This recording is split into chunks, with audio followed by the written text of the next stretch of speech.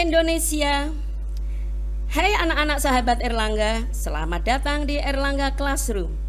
Erlangga Classroom adalah tayangan persembahan penerbit Erlangga yang akan membantu sahabat Erlangga belajar bersama dari rumah. Hari ini bersama saya Ibu Irnaning Tias, kita akan belajar biologi bab perubahan dan pelestarian lingkungan hidup, subbab pencemaran lingkungan. Materi ini adalah untuk anak-anak sahabat Erlangga jenjang SMA, MA kelas 10 MIPA. Selama acara berlangsung, sahabat Erlangga bisa bertanya di kolom komentar ya. Sudah semangat belajar kan? Yuk kita simak bersama. Ya, ini yang akan kita bahas, perubahan dan pelestarian lingkungan hidup.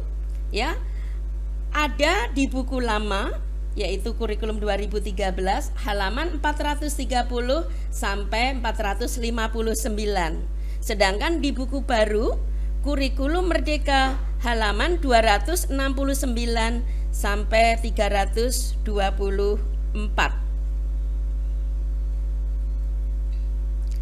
Nah, kalau di kurikulum 2013 ada kompetensi dasar, yaitu menganalisis data perubahan lingkungan, penyebab dan dampaknya bagi kehidupan, merumuskan gagasan pemecahan masalah perubahan lingkungan yang terjadi di lingkungan sekitar. Sedangkan di buku baru bukan kompetensi dasar tetapi capaian kompetensi fase E, memiliki kemampuan menciptakan solusi atas permasalahan-permasalahan berdasarkan isu lokal, nasional atau global terkait pemahaman perubahan lingkungan. Nah, materinya keseimbangan dan perubahan lingkungan, penyebab perubahan lingkungan, faktor alam dan faktor manusia, kemudian pencemaran lingkungan, yaitu yang kita bahas hari ini adalah pencemaran udara dan pencemaran air, pencemaran tanah dan pencemaran suara, bisa dibahas di sesi selanjutnya. Kemudian nanti akan disajikan yaitu soal HOT dan AKM. Nah, coba perhatikan gambar ini ya. Coba di masa pandemi pasti sampah-sampah masker ini menumpuk ya. Kemudian juga banyak sekali ini misalnya masuk ke badan air, sungai, kemudian masuk ke laut, lalu terdampar di pantai-pantai seperti ini. Nah, keseimbangan dan perubahan lingkungan menurut Undang-Undang Nomor 23 Tahun 1997, lingkungan hidup adalah kesatuan ruang dengan semua benda, daya, keadaan dan makhluk hidup termasuk manusia dan perilakunya yang memengaruhi kelangsungan peri kehidupan dan kesejahteraan manusia beserta makhluk hidup lainnya. Nah, apa itu keseimbangan lingkungan? Kemampuan lingkungan untuk mengatasi tekanan dari alam maupun aktivitas manusia dalam menjaga kestabilan kehidupan. Nah, keseimbangan itu bukan statis tetapi keseimbangan bersifat dinamis, yaitu bisa berubah untuk menjaga keseimbangan komponen-komponen lingkungan. Jadi di sini komponen-komponen lingkungan itu tidak menghilangkan komponen tertentu. Jadi keseimbangan yang dinamis ya, tidak menghilangkan komponen tertentu. Nah, kriteria lingkungan seimbang. Terdapat pola-pola interaksi seperti arus energi, daur materi, rantai makanan atau jaring-jaring makanan, piramida ekologi, daur biogeokimia, produktivitas yang berlangsung secara proporsional. Lingkungan homeostatis yang mampu mempertahankan terhadap gangguan alam, baik gangguan secara alami maupun buatan. Nah, pertumbuhan dan perkembangan organisme itu harus berlangsung secara alami, sehingga tidak ada organisme yang mendominasi terhadap organisme lain. Misalnya tiba-tiba banyak wereng, banyak belalang, ya, terus ada burung berjatuhan, seperti itu. Kemudian memiliki daya dukung lingkungan, yaitu kemampuan lingkungan hidup untuk mendukung peri kehidupan manusia dan makhluk hidup lainnya. Nah, kalian bisa menganalisis suatu lingkungan apakah seimbang atau tidak dengan menggunakan skala Likert. Misalnya ambil sampel A dan B, kemudian nanti kalian bisa membandingkan ya berdasarkan nilai skor di sini.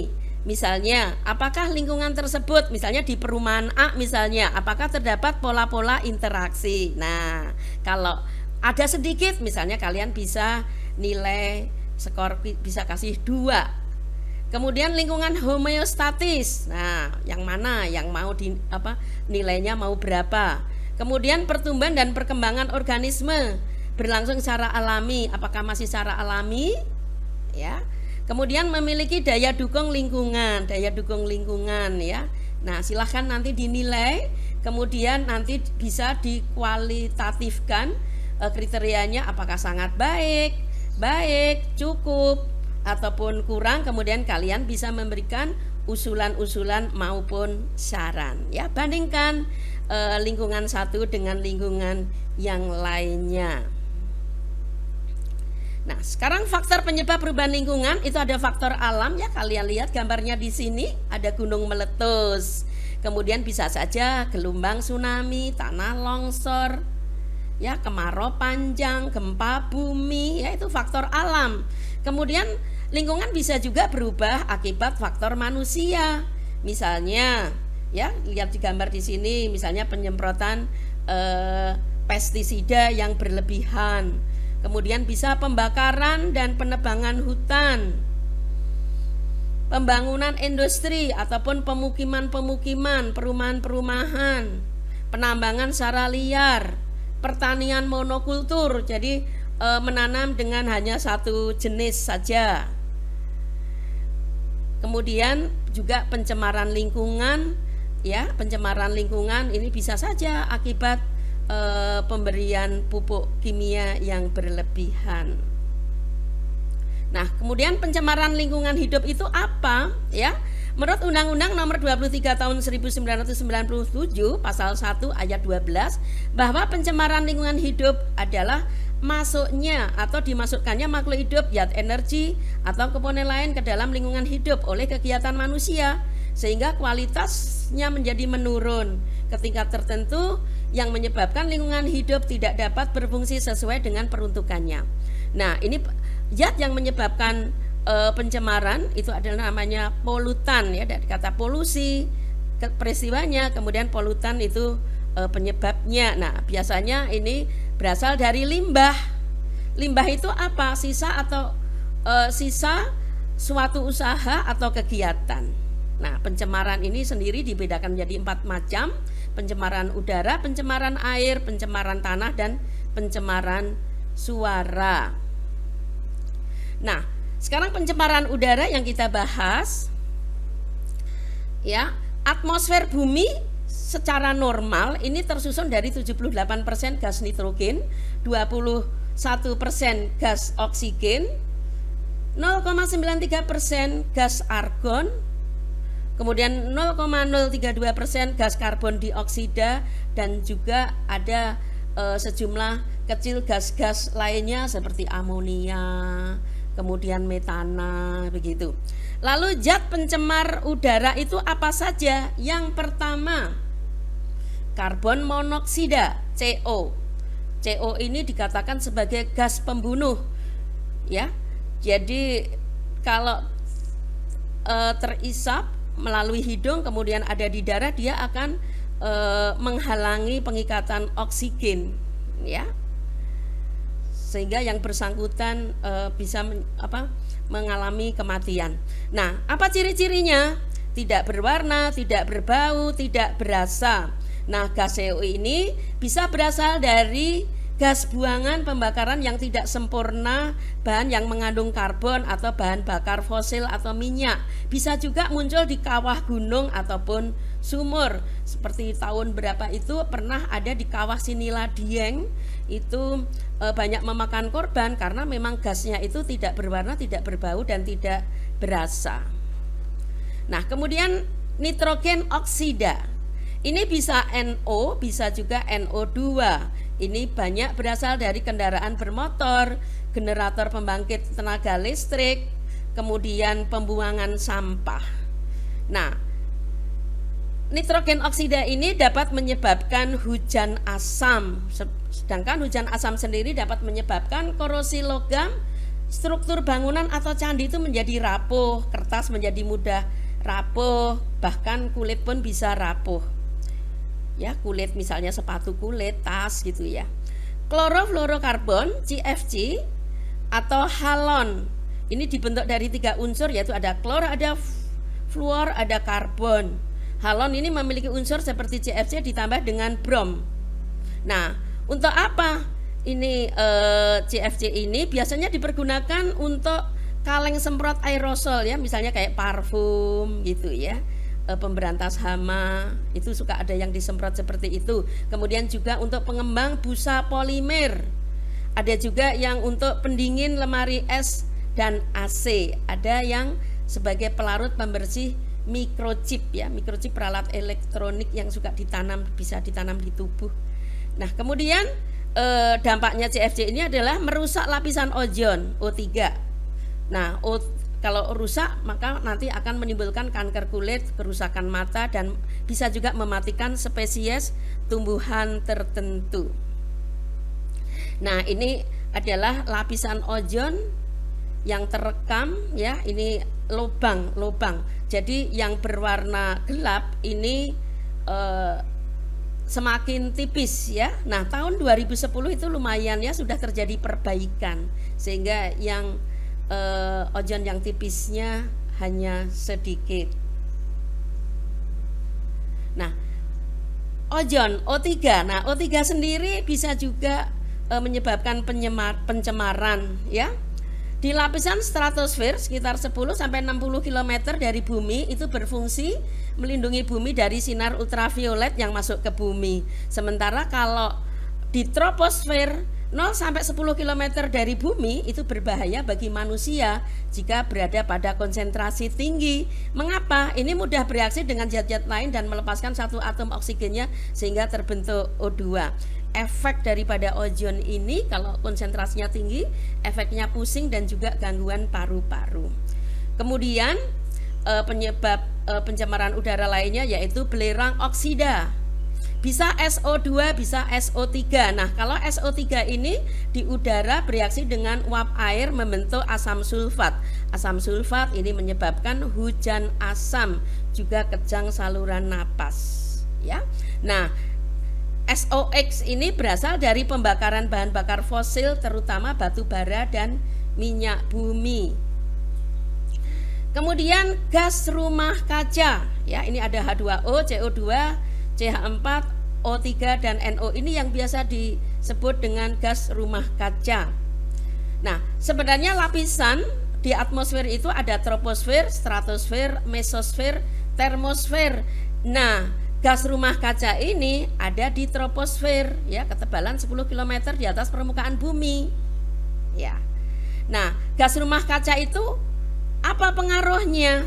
Dapat menimbulkan efek rumah kaca, greenhouse effect. Nah, efek rumah kaca ini sebenarnya diperlukan oleh bumi ya untuk meningkatkan suhu bumi. Kalau tidak ada efek rumah kaca maka suhu bumi terlalu dingin. Namun kalau misalnya terlalu panas ini dapat menyebabkan pemanasan global, global warming. Ini berdampak mencairnya es di kutub sehingga nanti dapat meningkatkan ketinggian muka air laut. Ya. Nah, akibatnya selain itu juga menimbulkan perubahan iklim bumi, misalnya kemarau panjang, kemudian musim penghujan yang terus-menerus akhirnya menyebabkan banjir. Nah, efek rumah kaca, radiasi matahari bumi, inframerah juga, ini dari sinar matahari disinarkan ke bumi, nanti akan sebagian terserap oleh bumi, sebagian akan terlepas ke atmosfer, dan sebagian kalau seandainya ada lapisan gas-gas rumah kaca di stratosfer tadi, maka akan dipantulkan kembali ke bumi. Ya. Nah, pemanasan global yang diikuti perubahan iklim seperti meningkatnya curah hujan di beberapa wilayah di Indonesia ternyata menimbulkan dampak berupa bencana banjir. Nah, bagaimana usaha Anda menghadapi masalah tersebut? Ya, pemanasan global tadi disebabkan oleh gas-gas rumah kaca. Jadi di sini untuk meminimalisir diproduksinya, dihasilkannya gas-gas rumah kaca seperti CO2 misalnya dengan cara mengurangi kendaraan bermotor. Kemudian bencana banjir sendiri bisa ditanganin dengan misalnya pembuatan biopori ya. Dengan mestinya banyak usaha yang lainnya juga, penghijauan dan sebagainya. Ya. Kemudian yang kedua adalah pencemaran air. Pencemaran air itu apa? Masuknya makhluk hidup atau zat lain ke dalam air yang menyebabkan kualitas air menurun ke tingkat tertentu sehingga tidak dapat berfungsi sesuai peruntukannya. Ya, bisa makhluk hidup, misalnya kuman-kuman penyakit, bisa juga zat lain misalnya deterjen, ya. Nah, untuk mengetahui adanya pencemaran air ini itu menggunakan dengan parameter, yaitu parameter fisik, ya. Diuji kandungan partikel padatnya, zat padat yang terlarut, kekeruhannya, warnanya, baunya ya, bau air, suhu dan juga pH air. Air normal, air yang dapat dikonsumsi itu memiliki ciri-ciri tidak berbau, tidak berwarna dan tidak berasa. Loh Bu, air sirup bagaimana? Lah, sirup itu kan sudah diolah ya. Ini maksudnya air dasar ya. Air normal itu memiliki pH netral ya, sekitar 6,5 sampai 7,5. Nah, kemudian parameter kimia meliputi BOD, biochemical oxygen demand, COD, chemical oxygen demand, DO, disulfide oxygen. Jadi kalau BOD itu ukuran kandungan oksigen yang terlarut yang diperlukan oleh mikroorganisme. Ini ada hubungannya dengan makhluk hidup yang ada yang sebagai pengurai di situ. Dia perlu berapa oksigen untuk menguraikan bahan organik di dalam air. Kemudian kalau COD ini ukuran kandungan oksigen yang diperlukan agar bahan buangan di dalam air itu dapat teroksidasi melalui reaksi kimia. Ini biasanya digunakan sebagai indikator limbah cair industri ya. Lalu DO ini ukuran kandungan oksigen terlarut dalam air. Kandungan senyawa kimia lainnya itu bisa amonia yang bebas, nitrogen organik, nitrit, nitrat ya. Sulfat, klorida, belerang, logam dan juga adanya gas. Jadi ini sebagai parameter kimia untuk mengetahui apakah air tersebut tercemar atau tidak. Lalu ada satu lagi yaitu parameter biologi. Ini untuk mengetahui jenis dan jumlah mikroorganisme air yang dapat menyebabkan penyakit. Contohnya bakteri Escherichia coli, kemudian Vibrio cholera ya yang menyebabkan penyakit kolera, Salmonella typhosa tipes dan N. amoeba histolytica penyakit diari. Nah, E. coli sebenarnya banyak di tubuh kita, tetapi kalau di dalam air jumlahnya terlalu banyak, ini bisa menyebabkan penyakit. Kemudian penyebab pencemaran air ya disebutnya dengan limbah. Nah, sekarang jenis limbah itu apa saja? Ada limbah domestik, ini yang berasal dari hotel, dari rumah sakit, dari kantor-kantor, termasuk juga dari perumahan ya. Contohnya misalnya ada deterjen, sampah organik, tinja hewan ataupun tinja manusia. Lalu limbah industri, limbah yang berasal dari industri atau pabrik. Contohnya bahan-bahan sisa yang mengandung logam berat berbahaya dan beracun ya, misalnya merkuri ya, pernah di Jepang itu bisa menyebabkan penyakit Minamata. Merkuri ini merupakan limbah daripada industri-industri di sana. Kemudian ada timbal, ada tembaga, ada krom, seng dan nikel. Nah, sekarang satu lagi yaitu limbah pertanian. Limbah dari kegiatan pertanian berupa pupuk kimia dan pestisida. Kelebihan pupuk di lahan pertanian akan tercuci oleh air hujan, kemudian masuk ke saluran irigasi sungai, danau, lalu menyebabkan eutrofikasi. Eutrofikasi itu apa? Peningkatan unsur hara di badan perairan. Jadi badan perairan tadi menjadi subur.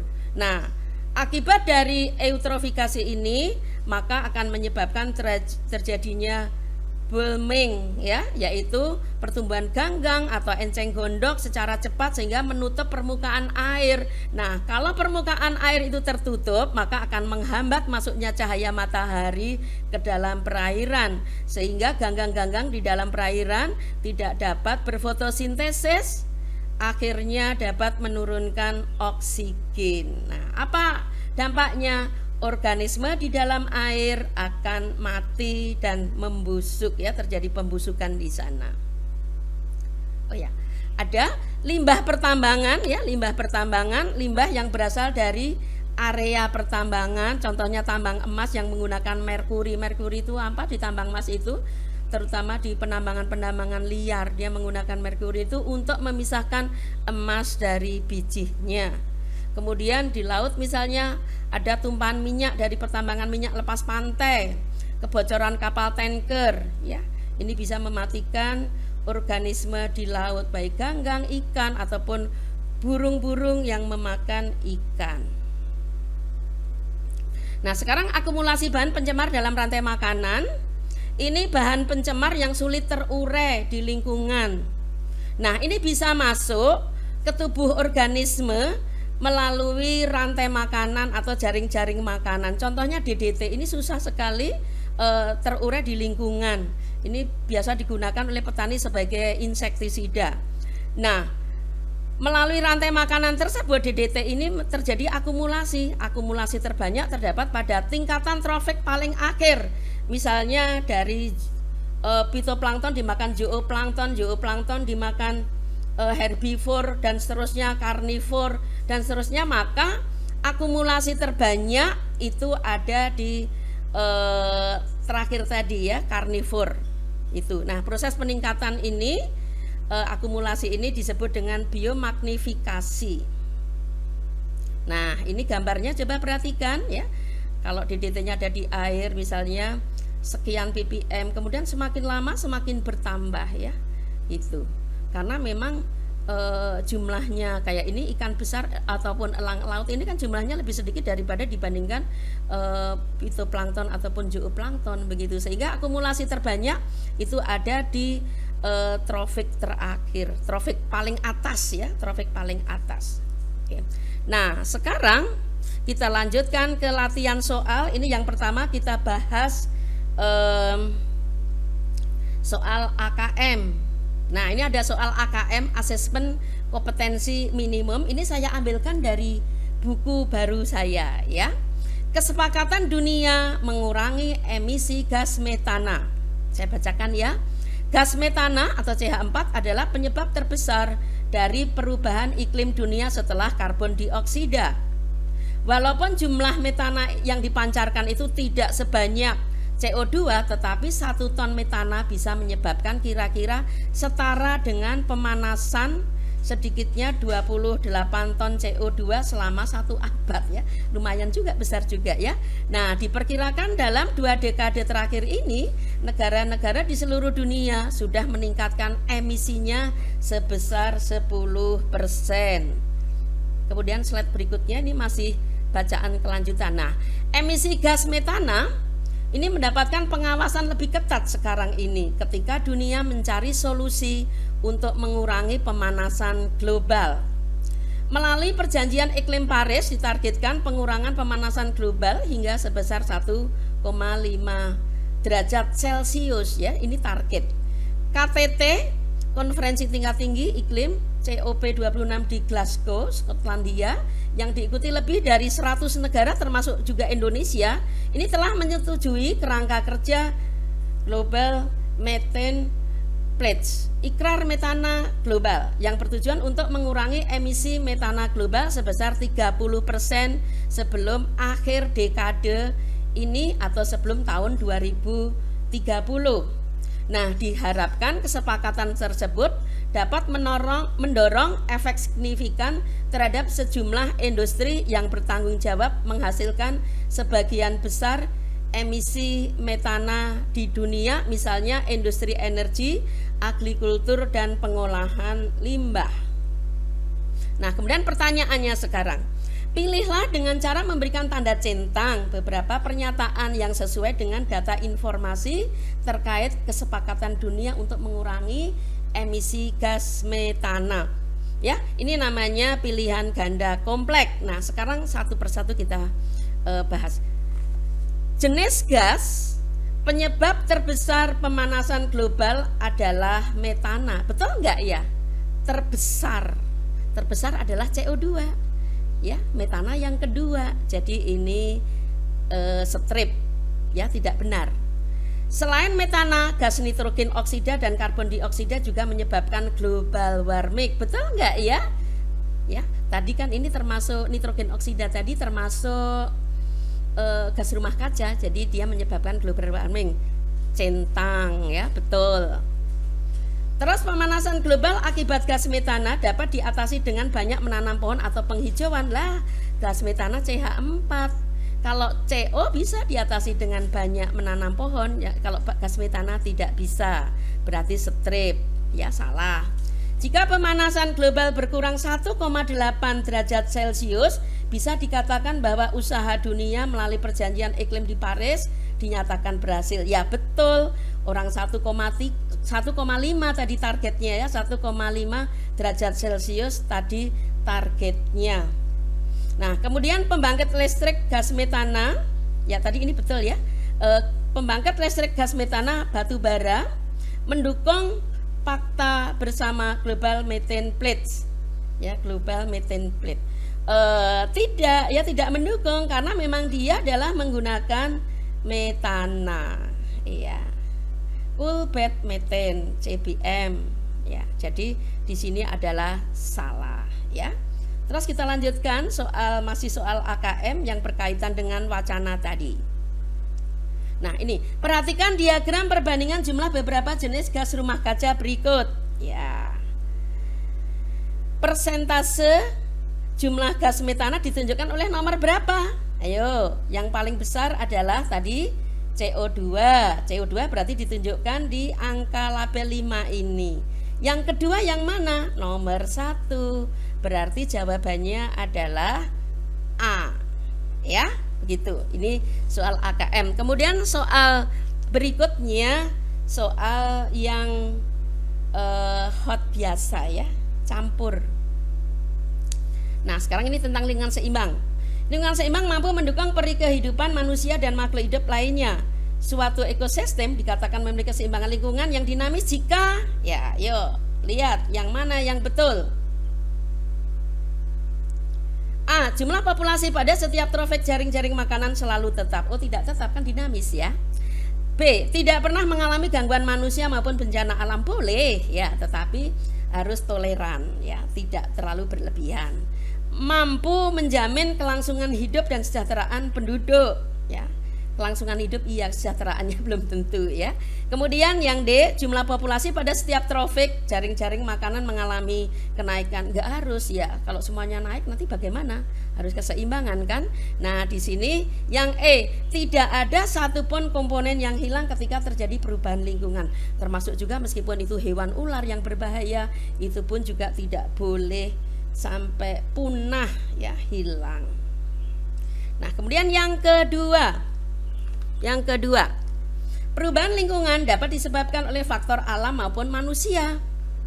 Penyebab kerusakan lingkungan di daerah Kelurahan Petobo, ya, zaman dulu tahun 2018, Kecamatan Palu Selatan, itu disebabkan oleh apa? Nah, ingat Petobo itu peristiwa yang langka sekali, ya. Waktu itu ada gempa bumi, ya, daerah pantainya tsunami, tetapi Petobo tidak ada tsunami, ya, tidak kena tsunami, tetapi fenomena likuifaksi, ya, likuifaksi ini apa ya, tanah yang padat itu akhirnya bercampur dengan air lalu menjadi lemah, ya, tidak ada kekuatan begitu sehingga mudah untuk bergerak, ya. Jadi jawabannya adalah B. Erupsi gunung berapi tidak, ya. B ini di sini gempa bumi dan fenomena likuifaksi, ya. Tsunami tadi tidak, gempa bumi iya, tapi banjirnya tidak, ya. Gelombang tsunami-nya tidak, itu. Ya, ini tadi sudah dibahas. Nah, kemudian berikut merupakan perubahan lingkungan di bumi. Ada tanah longsor, banjir bandang, pencemaran udara, pemanasan global, terjadinya hujan asam, penipisan lapisan ozon, efek rumah kaca, dan peningkatan intensitas paparan ultraviolet. Nah, di sini ada pabrik yang mengeluarkan asap, ya. Kalau dikaitkan dengan yang di atas, apa jawabannya? Ya, apa jawabannya? Ini mestinya tanah longsor tidak, banjir bandang tidak, pencemaran udara betul, pemanasan global betul, hujan asam iya, penipisan lapisan ozon tidak loh. Kalau ini kan CFC tadi ya, terjadinya efek rumah kaca iya, peningkatan intensitas paparan UV tidak. Jadi jawabannya adalah D ya, adalah D. Ya, ini udah. Kemudian ini nih.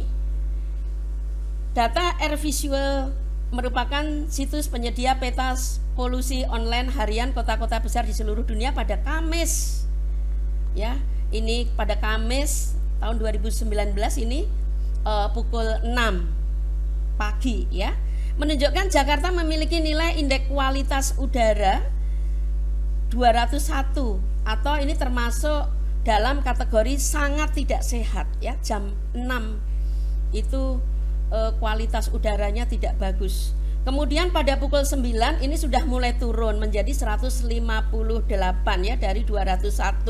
Tetapi tetap masih masuk dalam kategori tidak sehat. Kalau tadi sangat tidak sehat, ini tidak sehat.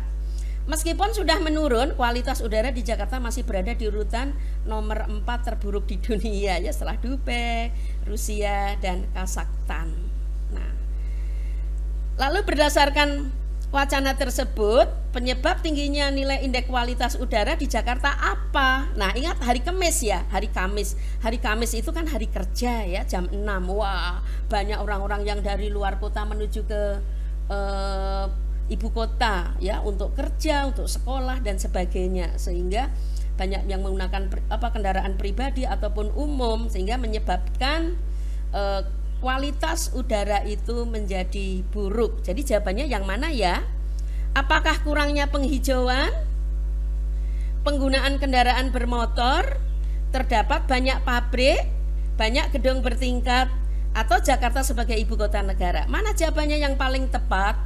Jawabannya yang paling tepat adalah penggunaan kendaraan bermotor ya, karena setelah itu kondisi udaranya membaik begitu ya. Jadi pada waktu jam-jam sibuk itu kondisi udara tidak bagus. Ya. Nah, sekarang lihat grafik di sini ya. Ada grafik kadar sulfur oksida semakin meningkat.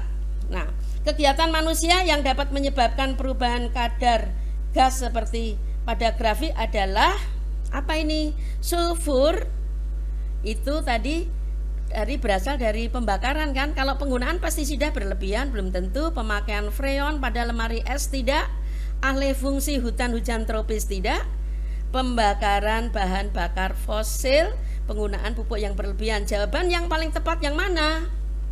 D ya, pembakaran bahan bakar fosil, karena ini kadar sulfur oksidanya semakin naik.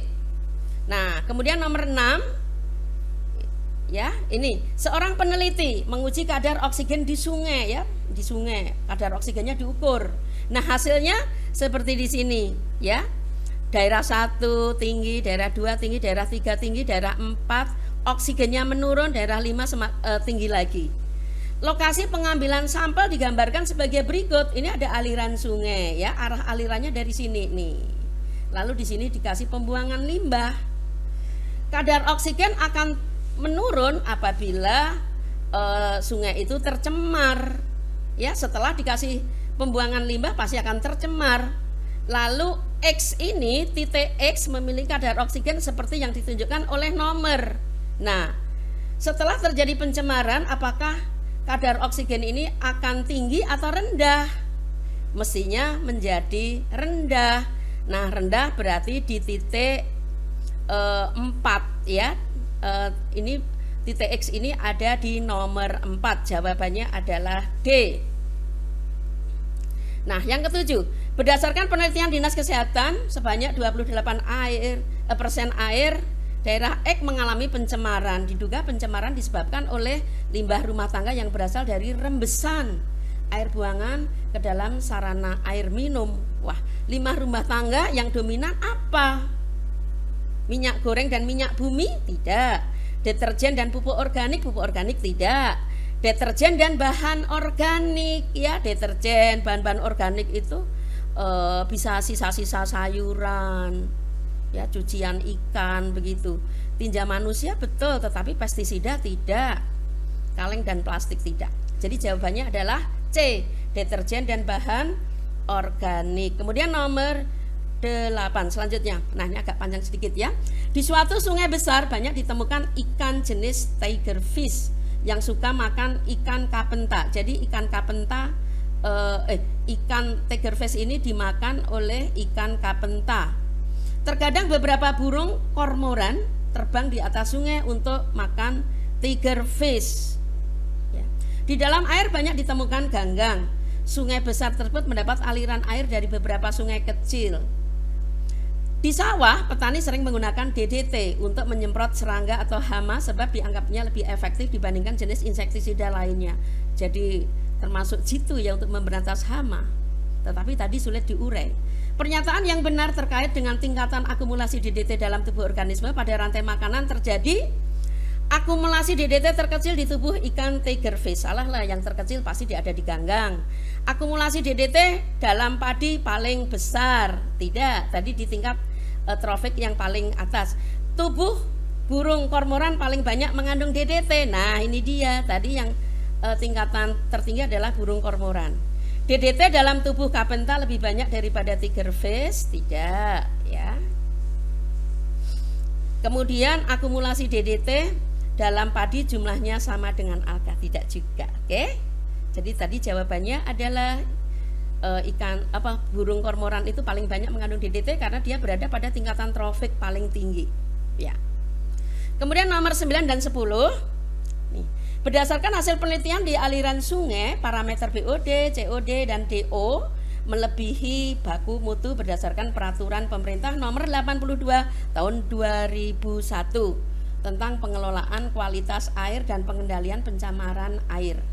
Nah, tingginya tingkat pencemaran berbahaya bagi kesehatan manusia yang menggunakan air tersebut dan juga membahayakan kehidupan makhluk hidup lainnya. Di daerah tersebut tidak ada pabrik, di sepanjang sungai tidak ada. Tetapi sempat ada orang-orang yang menangkap ikan dengan cara menaburkan racun, ya. Itu. Nah, sungai sudah tercemar sejak dari hulu sungai. Oleh karena itu hasilnya tidak akan signifikan jika dilakukan penanganan pencemaran hanya di daerah muara, gitu ya. Nah, sekarang pertanyaannya, berdasarkan teks, apa yang menyebabkan pencemaran di sungai? Apa yuk? Di sini tidak ada pabrik, berarti tadi orang yang menaburkan racun tadi loh. Jadi racun untuk menangkap ikan, yaitu jawabannya. Lalu ya, ini wacananya masih sama. Lalu pertanyaannya, bagaimana cara menangkap ikan di sungai yang aman bagi lingkungan? Dengan apa? Jangan menggunakan racun. Dengan apa? Pancing, jala, bubuk apung, ya itu yang tidak menggunakan bahan-bahan kimia. Ya. Nah, demikianlah paparan ya, pembahasan ya. Jadi inilah perubahan dan pelestarian lingkungan hidup untuk jenjang SMA, SMA atau MA. Nah, semoga sahabat Erlangga sudah paham semua. Jangan lupa untuk mengikuti dan aktifkan notifikasi ya, supaya tidak ketinggalan dengan video-video pembelajaran lainnya. Nah, nantikan Erlangga Classroom selanjutnya dan beritahukan teman-teman kalian untuk ikut menyaksikan acara ini. Ya. Nah, tetap jaga kesehatan dan sampai jumpa. Terima kasih.